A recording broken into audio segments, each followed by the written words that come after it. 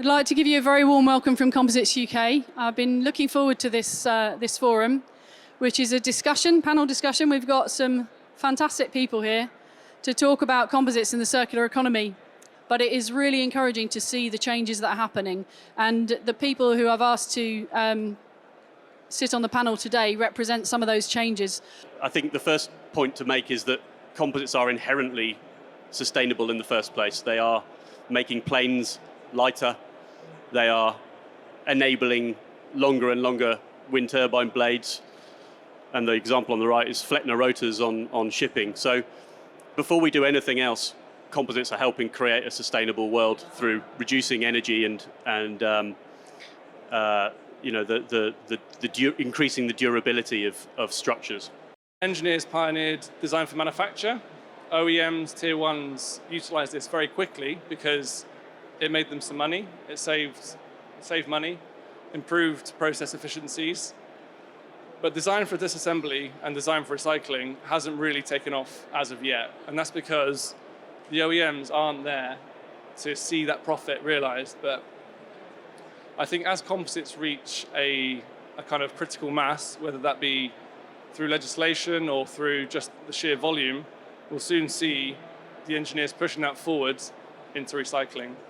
There are also products available today which can start to move composites very strongly into the sustainability sector and improve the image and the public vision of what we're doing. The ability to produce polyester resin from recycled PET is well established. It's old technology. It needs some help to bring it through to the market. It needs some commitment from everybody within the supply chain.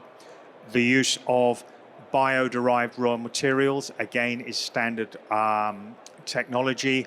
Certainly my company are producing significant volumes of this product today and selling it into a variety of markets. I know most of our competitors are doing the same, and it's an area where, as an industry, I think we need to start flying the flag a little bit. So we start with the design of the composite materials themselves, so making those more sustainable and reducing the reliance on petrochemicals.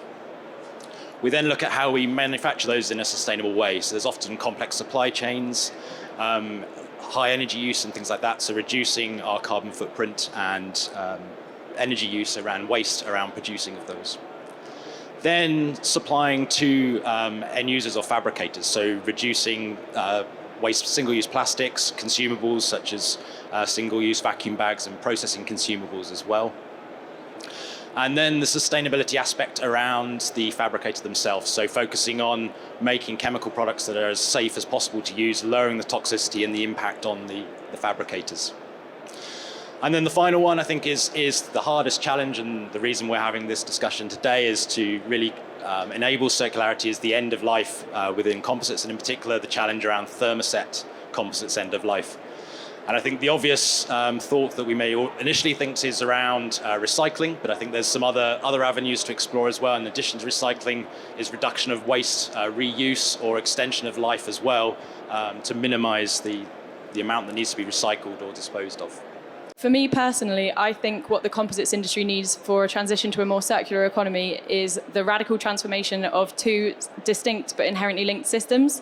The first of which is the more obvious, the materials and products process, and ensuring that all products at the end of their life, they return into a secondary product. The second of which is the supply chain. And I think that in order to enable relifing, recycling, recertification, and secondary applications for primary products, we do need to ensure that the supply chain is fully linked and circular.